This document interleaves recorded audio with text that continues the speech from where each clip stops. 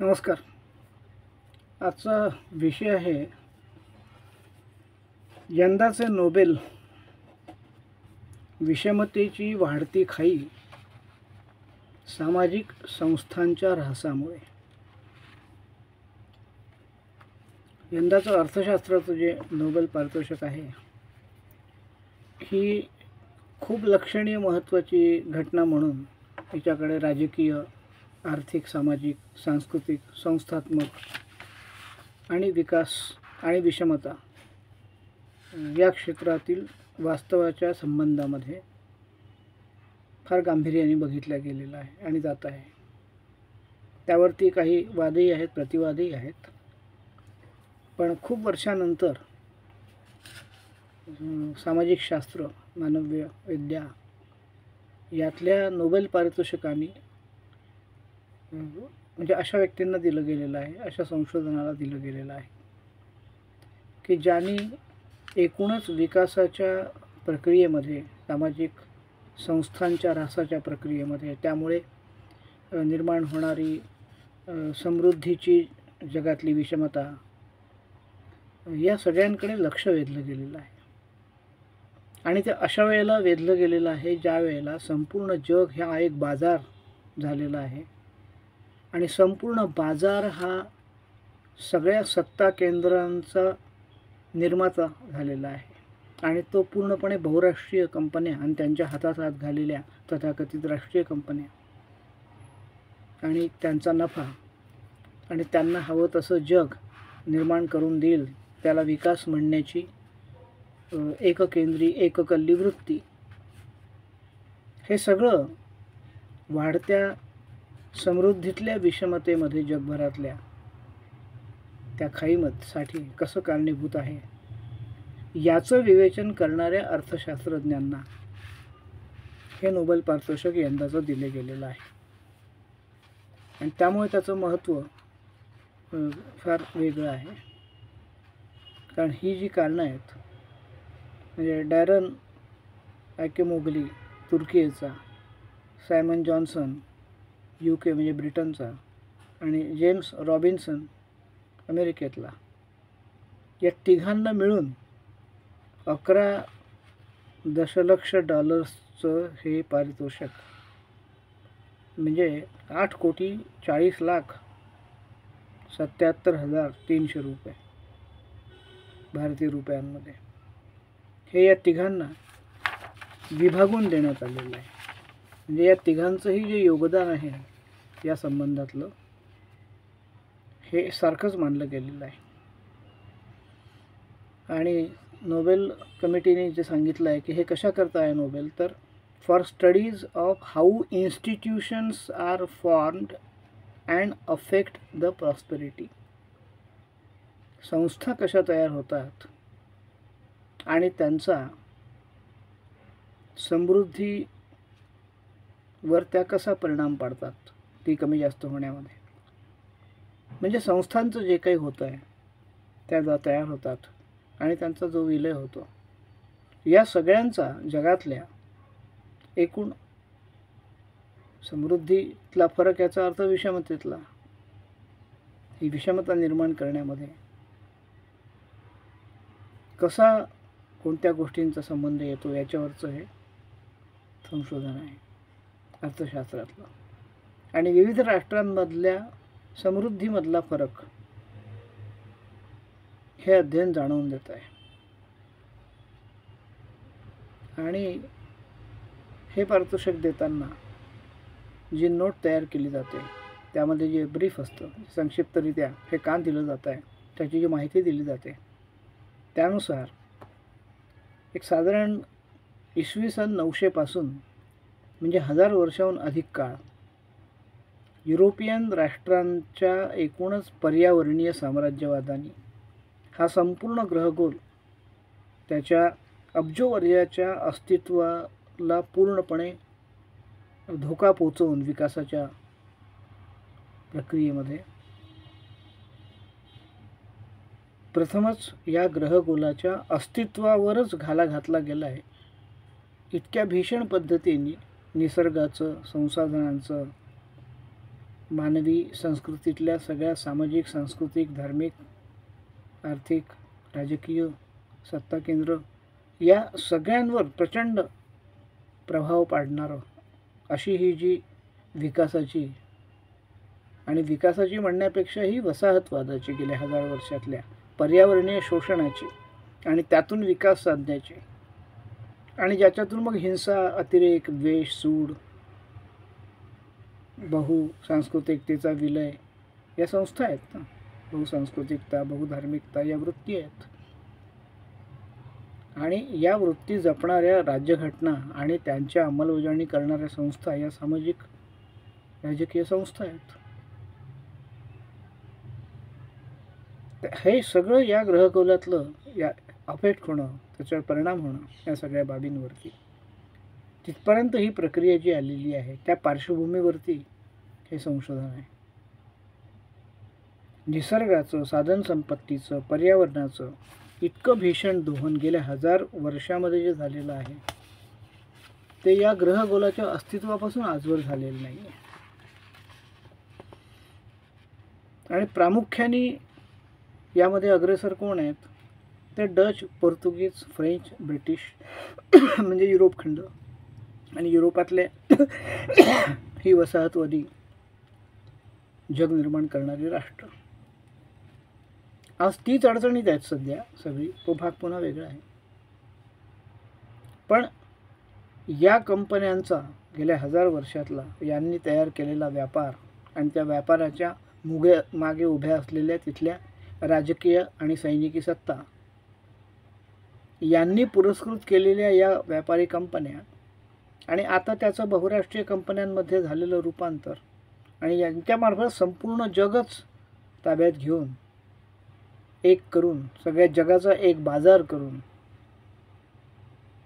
मुक्त बाजाराच्या नावावरती सगळं जगच आपल्या वसाहती समजून आणि पुढे म्हणजे 1000 वर्षामध्ये त्या वसाहतवादी राजवटी प्रत्यक्ष लादण्याची गरज होती त्या भूभागात जाऊन. तंत्रज्ञानानंतर त्याची गरज उरली नाही. ते अधिक सोपं झालं आजच्या काळात. त्यामुळे ही प्रक्रिया अधिक जटिल झाली. ती समजण्याच्या पलीकडे गेली. कारण नववसाहतवादासाठी सैन्याची गरज पडत नाही. प्रत्यक्ष जाऊन तिथल्या जनतेचा नायनाट करण्याची गरज पडत नाही आहे. भूभाग ताब्यात घेण्याची गरज पडत नाही आहे. त्यांच्याच राष्ट्रांमार्फत त्यांच्याच संसदा, विधिमंडळ आणि संस्थांच्या मार्फतच ही सगळी प्रक्रिया त्यांनाच या प्रक्रियेचा भाग करून घेऊन जी राबवली जाते आहे. त्यामुळेच तर स्वकीय राज्यकर्ते आपले इंग्रजी ही ज्ञानाची आणि विकासाची भाषा आहे जे सांगतात मराठीच्या जागी. त्याचं कारण याचंच आहे. म्हणजे मराठी भाषा तिच्या संस्था तिच्या मागे राज्यसंस्था उभी न राहता त्या प्रक्रियेचे जे नियंत्रक आहेत त्यांच्या भाषेच्या मागे जी उभी राहते त्याची कारणं याच्यातच आहेत. हे तर आम्ही कित्येक वर्षापासून सांगतोच आहे. हे जे सगळं आक्रमण आहे आणि त्याच्यामध्ये सगळ्यात पहिला बळी 1000 वर्षात जो कोणाचा गेला असेल तर तो स्थानिक भाषा, साहित्य, संस्कृती, सामाजिक, सांस्कृतिक, राजकीय, धार्मिक या सगळ्या संस्था आणि त्याच्या आधारे असलेला सगळा संस्थात्मक व्यवहार या सगळ्यांचा निपात या 1000 वर्षाच्या पर्यावरणीय साम्राज्यवादातून आलेल्या वसाहतवादाने जगभर स्थानिकांचा जो पराभूत केलेला आहेत त्यांना, त्यांच्या भाषांना, साहित्याला, संस्कृतीला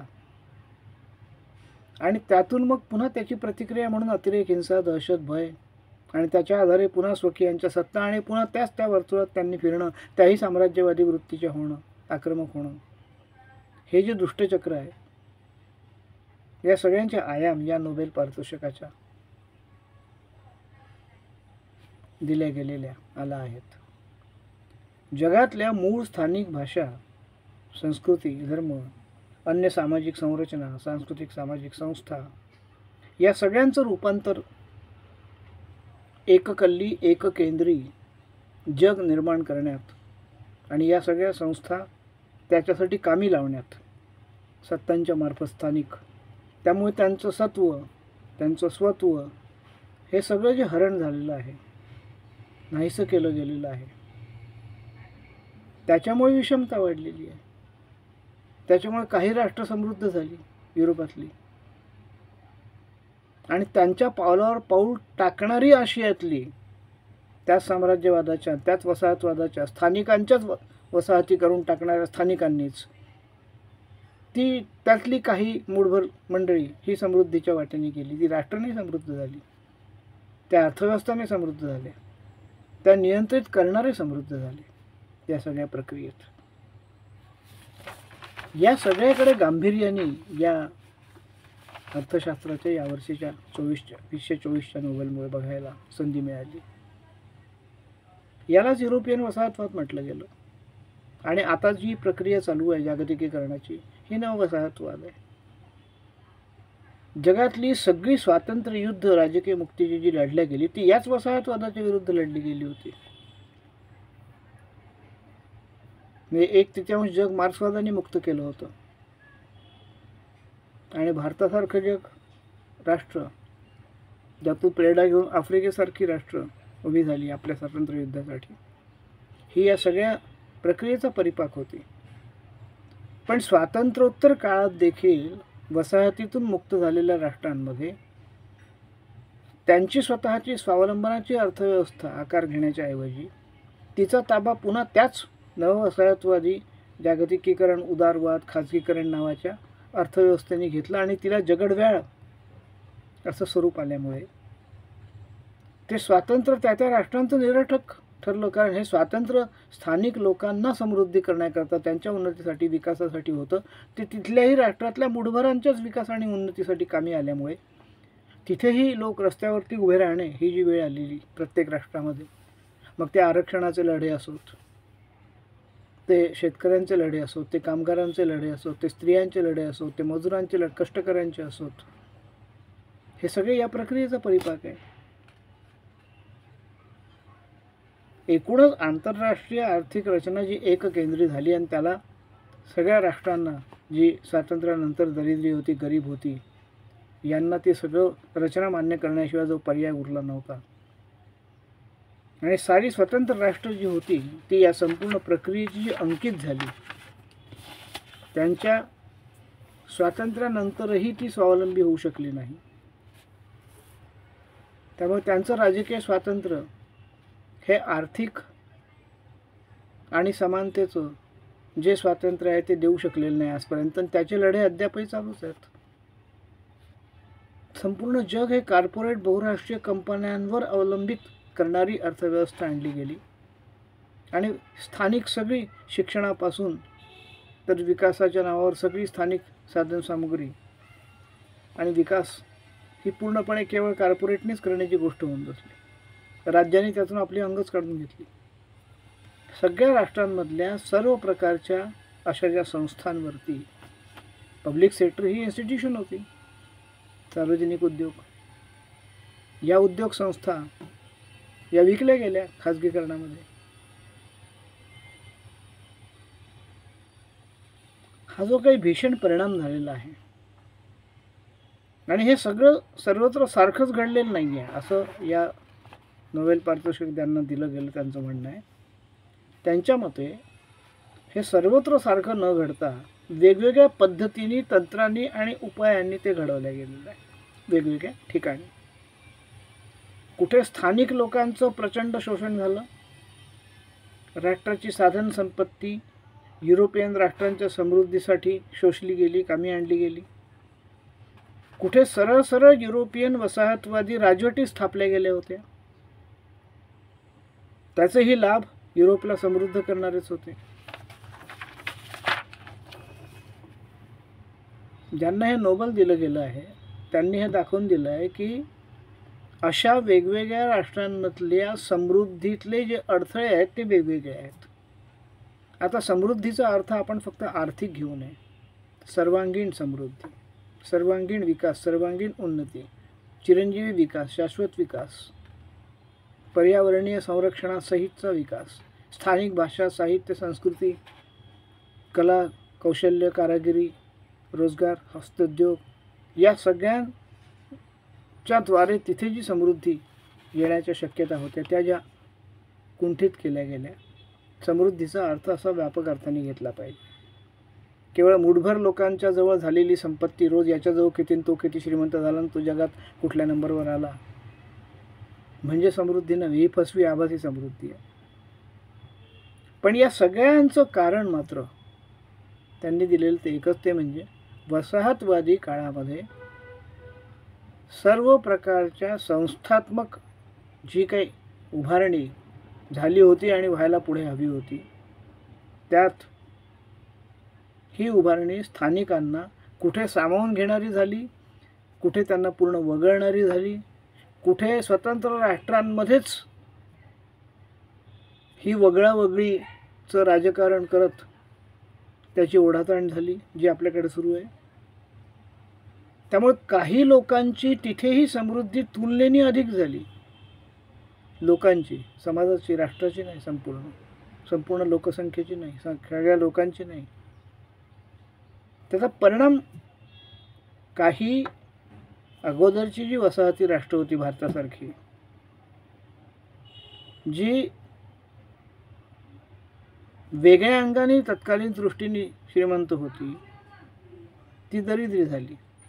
तर जी काही दरिद्री होती ती या विकासाच्या प्रक्रियेमध्ये काही मूठभरांच्या मार्फत तुलनेने समृद्ध झालेली दिसली, दाखवली गेली, वाटली. काही राष्ट्र युरोपियन वसाहतवादांनी केलेल्या सगळ्या शोषण आणि दोहनामुळे संपत्तीचं, साधन संपत्तीचं अतिशय निम्न पातळीचा आर्थिक विकास स्वातंत्र्यानंतर सुद्धा साधू शकली. काही राष्ट्र प्रत्यक्ष अप्रत्यक्ष राजकीय नियंत्रणाखाली, दबावाखाली जोवर काही लाभ स्थानिकांच्या पदरात पाडून देतात, म्हणजे ठिकठिकाणी योजना जाहीर होतात, 2,000 रुपये 3,000 रुपये महिन्याच्या, हा सगळा या प्रक्रियेचा भाग आहे. जिथे हे लाभ वितरित होतात आणि ही जी दिशाभूल जी आहे ही समाजाकडून स्वीकारली जाते, तोवर ते समाज नियंत्रणात असतात, ते वर्ग नियंत्रणात असतात, तिथली परिस्थिती नियंत्रणात असते. मात्र भविष्यातला आर्थिक विकास सुधारणांवरच्या भ्रामक मोहजालावरती आता कोणीही विश्वास ठेवू शकत नाही, असं ज्यांना नोबेल पारितोषिक दिलं त्या अर्थशास्त्रज्ञांचे निष्कर्ष आहेत. ही जी डागडुजी आहे, ही जी मलमपट्टी आहे तात्पुरती, ही मूळ जखम दुरुस्त करणारी नाही आहे. ही केवळ वेळकाढूपणा आहे, हा याचा निष्कर्ष आहे. या अर्थशास्त्रज्ञांच्या मते प्रत्यक्षामध्ये, स्थितीमध्ये कुठेच सुधारणा होत नाही, हे या सगळ्याच्या परिणामी. आणि परिवर्तन हे सकारात्मक होतच नाही, कारण आश्वासनांची विश्वासार्हता जगभर निकालात निघाली आहे. अर्थशास्त्रज्ञांचं, ज्यांना नोबेल दिलं, त्यांचं मत आहे. हेच तर लोक सांगतायत ना ठिकठिकाणी उभे राहून. त्यासाठी नोबेलची काहीच गरज नाही, पण ते मिळाल्यामुळे आता जगभर या सांगण्याची सुद्धा प्रतिष्ठा वाढलेली आहे. त्यातला खरेपणा, सच्चेपणा लोकांच्या लक्षात आणून दिला जाणार आहे या नोबेलच्या निमित्ताने. जिथे क्रांत्यांचा धोका अधिक असतो अशा राष्ट्रांमध्ये राज्यकर्ते अडचणीत येताना दिसतात.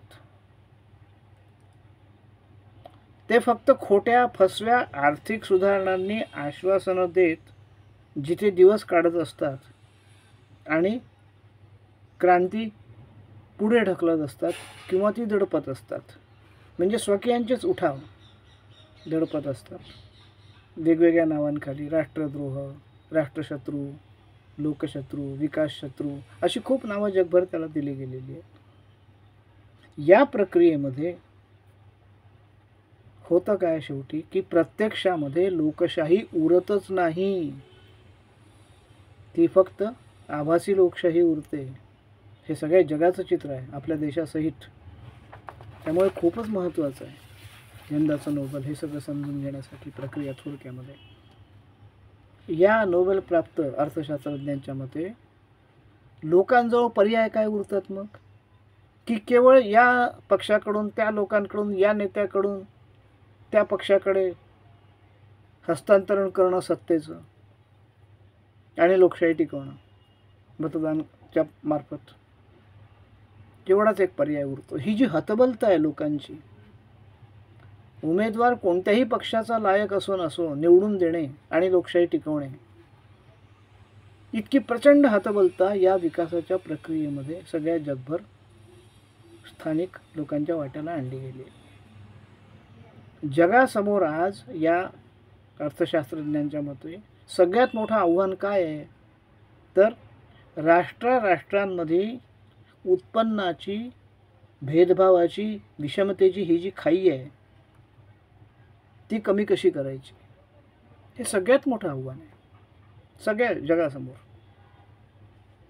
त्यासाठी स्थानिक सामाजिक संस्थात्मक रचना हे जे साधन होतं हे महत्त्वाचं आहे. आणि या सामाजिक सांस्कृतिक या ज्या सगळ्या संस्थात्मक इतिहासाच्या राजवाडे म्हणायचं ना, महाराष्ट्राचं मंडळीकरण झालं पाहिजे. म्हणजे काय, म्हणजे लोकसमूह सत्तेवरती दबाव आणणारे बळकट झाले पाहिजेत, प्रबोधित झाले पाहिजेत, उद्बोधित झाले पाहिजेत संपूर्ण प्रक्रियेबद्दल. म्हणजे त्यांचं संस्थाकरण झालं पाहिजे. विवेकानंद म्हणायचे की भारतीय जनमानसाचं पुरेसं राजकीयकरण व्हायला पाहिजे. तेच हे म्हणतायत वेगळ्या भाषेत, त्यांच्या भाषेत म्हणतायत, इंग्रजीत म्हणत असतील, ते तुर्कीत म्हणत असतील. पण ही जी सगळी संस्थात्मक रचनाच निकालात निघून सगळं संस्थात्मक जीवनच जे निरर्थक झालं आहे, मग त्या साहित्य संस्था असोत, ती राज्यसंस्था असो, ती कायदे मंडळ असो, विधिमंडळ असो, तो न्याय असो, तो धर्म असो, त्या चळवळी असोत, या सगळ्यांची प्रभावहीनता आणि त्यांना कामच करू न देण्याची आणि त्या संस्थांच्या उद्दिष्टांवर अंमलच न होण्याची जी स्थिती या प्रक्रियेत निर्माण झालेली आहे, त्याचं कारण आहे विषमतेची खाई वाढणे. त्यांच्या मते जिथे कायद्याचं राज्य प्रत्यक्षात अंमलात आणलं जातं, नुसतं कागदावर नाही, नियत असते अंमलात आणण्याची, तिथे आणि तिथेच थोड्याफार फरकाने समृद्धी ती देखील मूढभरांची होते आहे. अर्थकारण, राजकारण हे कायद्याचं उल्लंघन करून जिथे लादलं जात आहे, सत्तेचं जिथे एकहाती केंद्रीकरण केलं जात आहे, एक देश, एक भाषा, एक नेता, एक पक्ष, इतरांचा नायनाट, ही जी वृत्ती रुजवली जाते लोकशाहीमध्ये जगभर, म्हणजे अभिव्यक्ती स्वातंत्र्यावर, राजकीय स्वातंत्र्यावर, सामाजिक सांस्कृतिक स्वातंत्र्यावर जिथे बंधनं लादली जातात, म्हणजे जिथे प्रत्यक्षात कायद्याचं राज्य उरत नाही, तिथे प्रचंड प्रमाणावरती आर्थिक विषमता वाढत जाते. आपण त्याचाच भाग आहोत या वास्तवाचा. अर्थशास्त्रज्ञांचं मत आहे, ज्यांना नोबेल मिळालेलं आहे,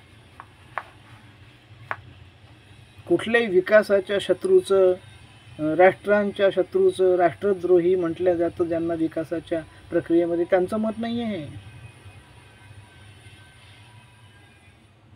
हे नोबेल पारितोषिक विजेत्या अर्थशास्त्रज्ञांचं मत आहे. आता या संशोधकांवरती सुद्धा किंवा ज्यांना नोबेल मिळाल त्यांच्यावरती सुद्धा एक आरोप असा आहे की त्यांची मांडणी फार आकर्षक आहे, मोहक आहे, वास्तवदर्शी आहे, परंतु यातून हे संशोधक वसाहतवादाची जी क्रूरता आणि क्रौर्य आहे, मग ते नवं वसाहतवादाचं असो, आजच्या जागतिकीकरणाचं, खाजगीकरणाचं, उदारीकरणाच्या नावावरती सगळ्या साधन संपत्तीचं दोहन करण्याचं स्थानिक, हे लक्षात आणून देत नाही आहेत. आणि त्याऐवजी पाश्चात्य राष्ट्रातल्या विकासाचंच प्रारूप आणि त्याचं एक गुलाबी चित्र समृद्धीचं, हेच कसं मार्गदर्शक होऊ शकतं हे सांगतायत हा या नोबेल पारितोषिक विजेत्या अर्थशास्त्रज्ञांवरची असलेली अत्यंत महत्त्वाची आणि समृद्ध अशी टीका आहे. भारत आणि चीन समृद्ध होतो अशी उदाहरणं जी त्यांनी दिली आहेत त्यावरही आक्षेप घेतले गेले आहेत की या राष्ट्रातलं समृद्ध नेमकं कोण होतं आहे आणि ही समृद्धी लोकशाहीला कायद्याच्या राज्याला टिकवून होते आहे की कायद्याचं राज्य गुंडाळून ठेवून होते आहे.